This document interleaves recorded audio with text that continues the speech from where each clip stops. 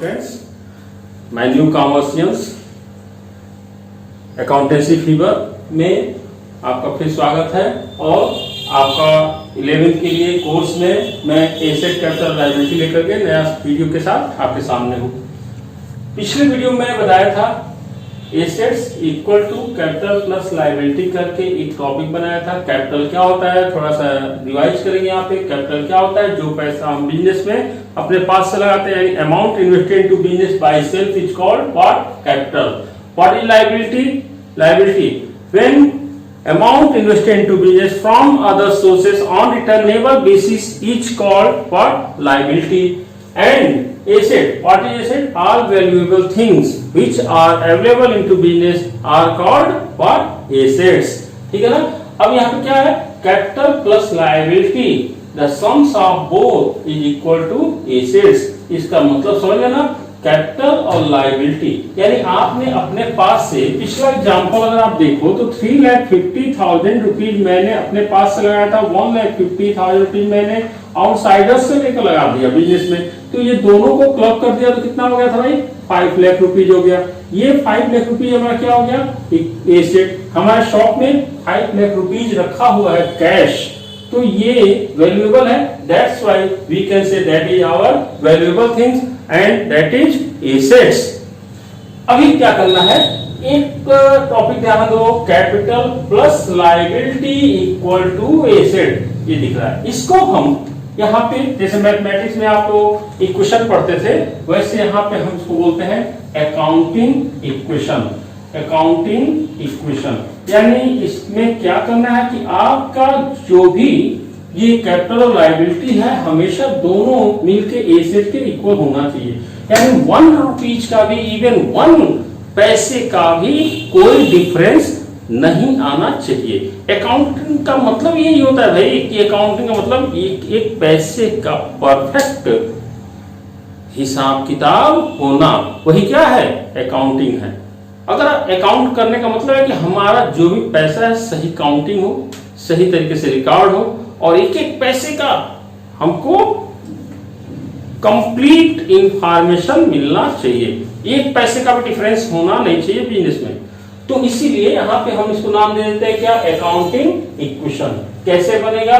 Capital plus liability equal to asset. तो हम लोग अभी ये अकाउंटिंग इक्वेशन देखेंगे, लेकिन इसके पहले जरा हम देख लें कि जो बिजनेस हम करते हैं, तो बिजनेस में केवल ये पैसे ला देना, लोन ले लेना, बिजनेस में 5 लाख रुपीज का एसेट हो गया, इससे तो काम चलने वाला नहीं है। भाई कल से कुछ खरीदना बेचना ये सब भी तो होना है ना।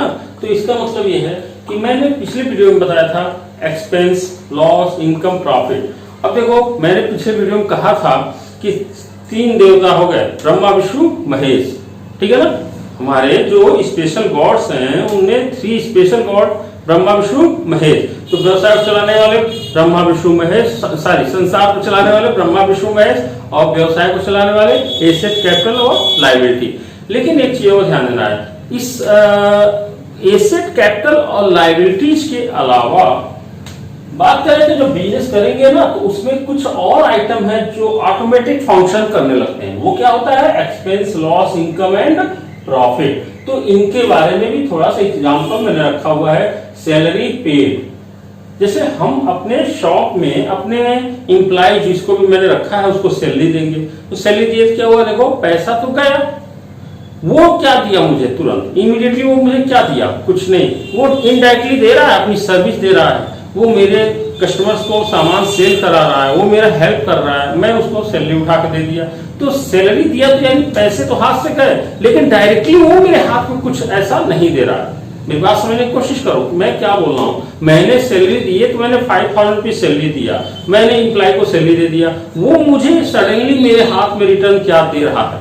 वो डायरेक्टली मुझे कुछ नहीं दे रहा है, इनडायरेक्टली वो मेरे कस्टमर्स को सामान गुड्स सेल कराता है और उसके रिगार्ड्स में मैं उसको सैलरी देता हूं। तो यहाँ पैसे एक साइड से तो गया, लेकिन उधर से डायरेक्टली कुछ आया नहीं। तो ध्यान देना, सैलरी पेड हुआ, मैंने सैलरी पे किया, तो ये बिजनेस का क्या हो गया भाई? एक्सपेंस हो गया। मैंने क्या किया? शॉप का रेंट पे किया। अपनी शॉप की रेंट मैंने पे कर दी, तो रेंट पेड किया मैंने शॉप की मालिक को, जो लैंडलॉर्ड है उसको मैंने किराया दे दिया मकान का, दुकान का। अब क्या हुआ, मैंने जब उसको दिया ना तो मैंने तो 5,000 रुपए दिए, उसने मुझे बदले में क्या दिया, थैंक यू दिया। बताओ थैंक यू किस पॉकेट में रखे, मैंने उसको 5,000 दिया, वो तो पॉकेट में रख लेगा, घर वालों को दिखाएगा कि भाई 5,000 मिला। अब वो मुझे बदले में क्या दिया, थैंक यू बोला। अब थैंक यू मैं किस पॉकेट में लेके जाऊं घर पे, यानी थैंक यू एक ऐसा आइटम नहीं है जिसको मैं पॉकेट में लेके घूम सकता हूं या लोगों को दिखा सकता हूं कि मुझे थैंक यू मिला है। यानी मैंने पैसे तो दिया, रिटर्न क्या मिला बदले में, डायरेक्टली कुछ नहीं मिला। हाँ, उसने अपनी जगह दे दी है, मैं वहां पे गुड्स को सेल परचेज कर रहा हूं, मैं प्रॉफिट कमाऊंगा, लॉस होगा, क्या होगा वो आगे की बात है, लेकिन उसने जगह दिया है और मैं उसके लिए एक फिक्स अमाउंट उसको रेंट के रूप में हर महीने देता रहता हूं। तो ये हमारा ये एग्जाम्पल मैंने लिखा है कि कैसे आप पहचानो कि एक्सपेंस क्या हो सकता है। तो एक्सपेंस के लिए सैलरी पेड, रेंट पेड, पैसे गया, आया क्या, कुछ नहीं, तो क्या हो गया, ये एक्सपेंस के रूप में हम इसको पहचानेंगे। Loss, discount allowed. आप सोचो कि आप किसी दुकान पे गए और दुकानदार ने किसी सामान जो आप लेना चाहते हो उसकी कीमत उसने बताया 500, आपने कहा कुछ कम करो, दुकानदार ने 50 रुपीज आपके लिए छोड़ दिया, तो आप तो खुश हो गए। लेकिन शॉपकीपर के लिए प्रॉब्लम क्या है, शॉपकीपर जब आप सामान लेकर चले जाते हो तो उसको पता है कि मैं किसी और को बेचा होता तो 500 में बेचा होता, लेकिन मैंने इस आदमी को 450 रुपीज में सामान बेचा, यानी कहीं ना कहीं शॉपकीपर को 50 रुपीज का यहाँ पे क्या रियलाइज होता है, लॉस। उसको लगता है लॉस हो रहा है। फिर वो सोच रहा है कि चलो भाई, जहां मैं 100 रुपए ले सकता था वहां मुझे 50 रुपए मिला, 50 रुपए मैंने उसको छोड़ दिया कि चलो भाई कस्टमर तो बने। तो कहीं ना कहीं क्या हुआ, यहाँ पे डिस्काउंट किसी को मैंने दे दिया, तो ये हमारे लिए क्या बन गया, लॉस। ठीक है ना, शॉपकीपर के लिए। अगली बात बैड डेट, एक वर्ड आ गया, ये मैं सारे कुछ एक एक दो एग्जांपल के रूप में रख लिया हूं। बैड डेट, कई बार क्या होता है कि मैं किसी कस्टमर को उधार सामान बेच दिया, क्रेडिट पे बेच दिया, उसने कहा 2 दिन में, 10 दिन में, 1 महीने में दे दूंगा, मैं इसके ग्राउंड पे दे दिया, भरोसे में था वो, बाद में पता चला वो आदमी मुझे पैसे दे ही नहीं पाएगा, नहीं देगा, क्लियर हो गया, कंफर्म हो गया कि वो मुझे पैसे देने वाला नहीं है।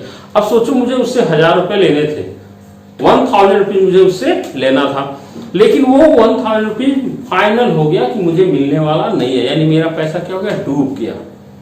वो पैसा एक जो मुझे लेना था वो पैसा डूब गया, वो मिलने वाला नहीं है मुझे। मैं एक शॉपकीपर हूं, मुझे वो कस्टमर से पैसा नहीं मिलेगा, तो मैं इसे क्या मानूंगा कि बैड डेट हो गया। और बैड डेट हो गया मतलब ये मेरे लिए क्या हो गया, लॉस हो गया। तो आपको पहचानना है कि लॉस क्या है, एक्सपेंस क्या है। इनकम का भी एक एग्जांपल लेते हैं, इनकम। सोचो, इनकम, आना, अंदर आना, पैसे का आना, आया, आय। इनकम को हिंदी में क्या बोलते हैं, आय। मेरी आय कितनी है, मतलब मेरे पास आता कितना है, धन मेरे पास, पैसा मेरे पास कितना आता है, कहां से आया वो। जैसे मान लो मुझे सैलरी मिला, मैं कहीं जॉब करता हूं, मुझे सैलरी मिला, तो पैसा कहां से आया, सैलरी से आया, यानी सैलरी क्या है, मेरा इनकम। तो यहां पे देखो मैंने एग्जांपल लिखा है, सेल्स। मैं एक शॉपकीपर हूं, तो शॉपकीपर हूं, मेरा मेन फोकस क्या होता है, गुड्स को सेल करना कस्टमर को। जब मैं कस्टमर को गुड्स सेल करूंगा तो कस्टमर मुझे पैसा देता है, तो पैसा आया। तो जब आया तो उसी आया को मैं यहाँ पे क्या बोलूंगा, इनकम। मेरे पास क्या, मेरे पास आया। वो टोटल अमाउंट जो शॉपकीपर को कौन देगा, कस्टमर, तो वो कस्टमर शॉपकीपर के लिए क्या हो जाएगा, इनकम।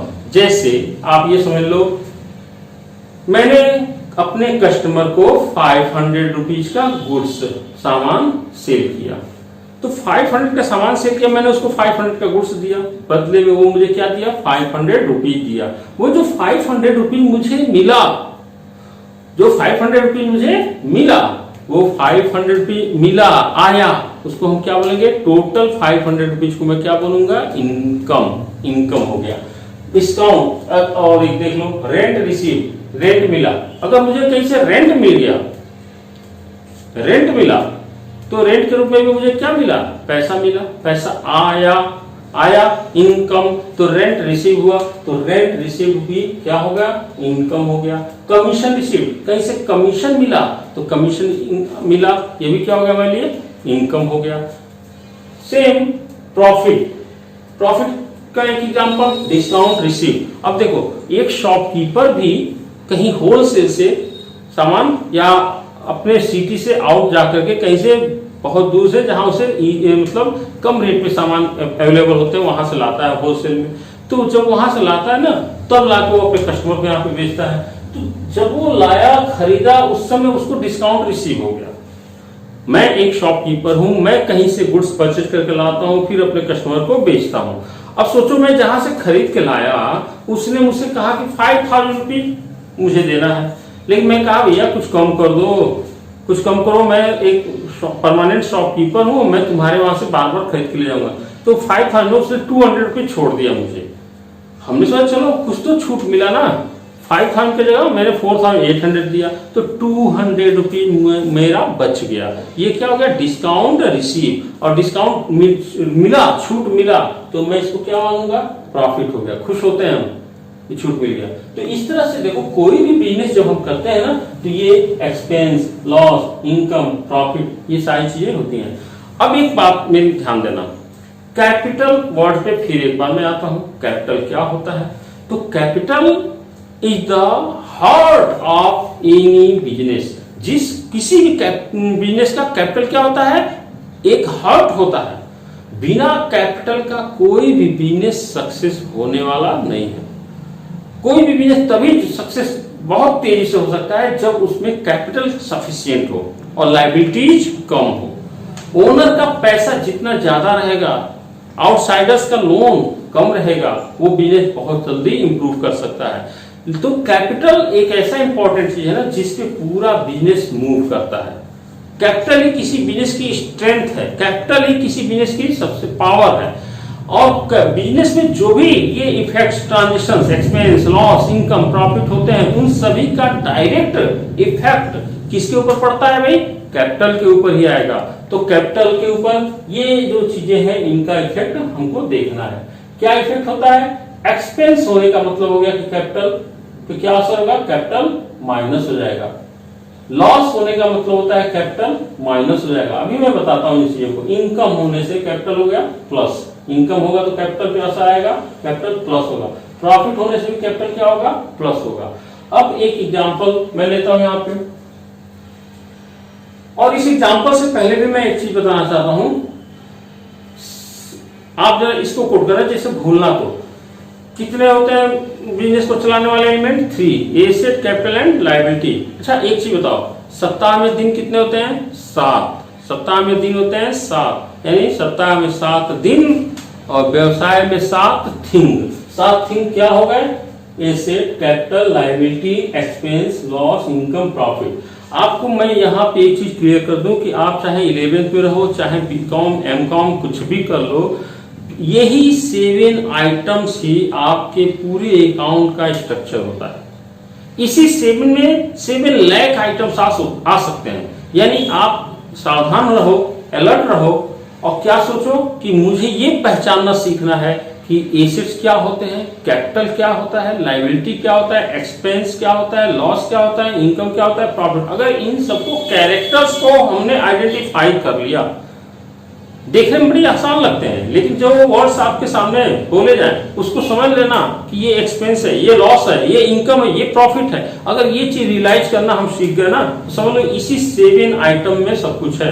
यानी सप्ताह में 7 दिन और व्यवसाय के 7 थिंग। वो 7 थिंग क्या होगा, asset, capital, liability, expense, loss, income and profit. ये वर्डिंग अगर आप याद रखोगे तो आपको ये 7 आइटम्स याद रहेंगे। इसी 7 आइटम्स में हमको पूरी अकाउंट लर्न करनी है, सीखनी है। तो ये कैसे असर डाल रहा है और इसको हम एक एग्जांपल के थ्रू भी देखते हैं। सपोज कर लो कि मेरे बिजनेस में 5 लाख रुपीज या यूं समझ लो कैपिटल मेरे पास, या ऐसे समझो मेरे पॉकेट में 500 रुपीज है। तो इस समय मेरे पॉकेट में जो 500 रुपीज है ना, ये मेरा क्या हो गया, कैपिटल। मेरे पॉकेट में 500 है।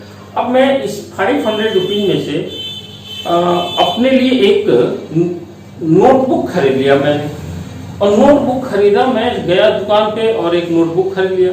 या यूं समझ लो कि छोड़ो नोटबुक छोड़ो, मैं सोच रहा हूँ कि गर्मी का टाइम चल रहा है, चलते हैं कोल्ड ड्रिंक पी लेते हैं। तो मैं गया फटाफट 1 लीटर का बॉटल लिया, केन लिया, उड़ा दिया, और वो केन मैंने 60 रुपीज में परचेज कर लिया। अभी क्या हुआ, मैं 500 रुपीज मेरे पॉकेट में रखा था और उसमें से 40, 50, 60 रुपीज का मैंने कोल्ड ड्रिंक खरीद लिया। अब कोल्ड ड्रिंक पी गया मैं, तो 500 में से ये 60 क्या हो गया, कम हो गया ना। तो अब ये कम हो गया, ये हमारे लिए क्या है, एक्सपेंस। कोल्ड ड्रिंक पीना लॉस है कि एक्सपेंस है भाई? अब लॉस ही मानोगे तो तुम लोग खाना वाना सब छोड़ देंगे भाई, पैसा बना के रखे रहेंगे। तो कोल्ड ड्रिंक पी लेना लॉस नहीं है, खाना खा लेना लॉस नहीं है, ठीक है ना, कुछ खा लेना लॉस नहीं है कि लॉस हो जाएगा, नहीं, लॉस की बात अलग होगी। 500 रुपीज मेरे पॉकेट में था, ये मेरा कैपिटल है। 60 रुपीज का मैंने कोल्ड ड्रिंक ले लिया, तो 60 रुपीज क्या हो गया, गया। तो क्या हो गया, कैपिटल पे क्या इफेक्ट होगा, कैपिटल हमारा 60 रुपीज से कम हो गया। अब सोचो कैपिटल कितना हो गया हमारा, 440 बचा। यानी देखो एक्सपेंस होने से क्या हो गया, कैपिटल माइनस हो गया। अब क्या हुआ, मेरे पॉकेट में कितना है अभी, 440 रुपीज। अभी सोचो कि मान लो मैंने रास्ते में 10 रुपीज कहीं गिरा दिए, 10 रुपीज कहीं मैंने रास्ते में गायब कर दिए, पता ही नहीं चला कब गिर गया। तो यहाँ पे 10 रुपीज, अब 440 कैपिटल था, उसमें 10 रुपीज मेरा कहीं गिर गया, चले मुझे पता ही नहीं चला। तो ये हमारे लिए क्या हो गया, मतलब मिस हो गया कहीं ये पैसा। तो ऐसे में कैपिटल पे क्या असर हो गया, कैपिटल क्या हो गया, 430, मेरे पॉकेट में कितना बचा, 430 बच गया। चलो अब एक चीज और देखते हैं कि अब मैं वो कोल्ड ड्रिंक खरीदा तो था, क्यों लिए, मैंने उसको खुद यूज नहीं किया। 60 रुपीज का कोल्ड ड्रिंक मैंने खरीदा तो था, लेकिन मैंने खुद उसको इस्तेमाल नहीं किया। मैंने उसको क्या किया कि अपनी शॉप में रखा और अपनी शॉप से किसी कस्टमर को मैंने बेच दिया। अब बताओ कितने में बेचा मैंने, तो उसको मैंने बेच दिया 75 रुपीज में। एक एग्जांपल लो कि मैंने कितने में सेल कर दिया, 75 रुपीज में मैंने सेल कर दिया कस्टमर को। कस्टमर ने मेरे हाथ में कितने पैसे रख दिए बताओ, कस्टमर ने मेरे हाथ में कितने पैसे रख दिए, 75 रुपीज उसने मुझे दिया। यानी पूरे मेरे हाथ में 75 रुपीज आ रहा है कस्टमर से। तो 75 रुपीज आया, मैं उसको अपने पॉकेट में जब रखूंगा तो 75 रुपीज से क्या है, ये जो आया 75, ये हमारा क्या हो गया, इनकम आ रहा है। तो 75 मैंने इसमें ऐड कर दिया। तो जब ऐड कर दिया तो इसमें देखा जाए तो कितना हो जाएगा, ये हमारा 505 रुपीज ये हो गया, क्योंकि ये क्या है हमारे लिए, इनकम हो गया। और इस तरह से पैसा आया 75, तो ये इनकम हो गया। अब अगर प्रॉफिट की बात करें तो बताओ मुझे इसमें प्रॉफिट कितना मिला, 60 रुपीज का परचेज किया था, 15 रुपीज ज्यादा में मैंने बेचा, तो इसमें ऑलरेडी कितना ज्यादा मैंने इंक्लूड कर दिया, इसमें इनकम 75, लेकिन इस 75 इनकम में प्रॉफिट कितना है, तो क्या करोगे, इनकम में से एक्सपेंस कितना किए थे, 60 रुपीज, ये था ना, वो कितने का था बॉटल, 60 रुपीज का। तो एक्सपेंस ये इनकम में से क्या, एक्सपेंस ये है कोल्ड ड्रिंक का कीमत, वो मैंने माइनस कर दिया।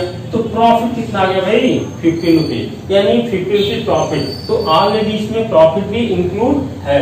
तो इस तरह से अगर देखा जाए तो हमने जो भी ट्रांजेक्शन किया उसका क्या इफेक्ट हुआ, सारा इफेक्ट कहां पे जा रहा है, कैपिटल के ऊपर जा रहा है। यानी एक्सपेंस, लॉस, इनकम, प्रॉफिट, ये 4 आइटम्स किसको रिफ्लेक्ट करते हैं, किसको इफेक्ट करेंगे, कैपिटल को। यानी सब कुछ यहाँ पे कैपिटल के ऊपर ही इफेक्ट आना है। तो और इन्हीं वर्डिंग्स को अगर हम आइडेंटिफाई करना सीख गए तो आप समझ सकते हो कि आपका अकाउंट का बहुत बड़ा प्रॉब्लम सॉल्व हो जाएगा। दूसरी बात, हम लोग नेक्स्ट वीडियो में अब हम लोग टॉपिक देखेंगे अकाउंटिंग इक्वेशन। यानी ये जो अकाउंटिंग इक्वेशन यहाँ सामने दिख रहा है, हम लोग ये प्रूफ करेंगे कि हम कोई भी ट्रांजेक्शन कर ले बिजनेस में, कोई भी ट्रांजेक्शन होगा, हमेशा ये तीनों लेवल पैरेलल होंगे। ये अकाउंटिंग इक्वेशन होगा। तो हमारा नेक्स्ट टॉपिक होगा अकाउंटिंग इक्वेशन को में आकर के देखना कि क्या वो कहता है, कैसे हमारे ट्रांजेक्शन होने के बावजूद भी इक्वेशंस हमारे सेम होते हैं। Okay, thank you very much. Next video में हम लोग इस टॉपिक को समझेंगे। Thank you.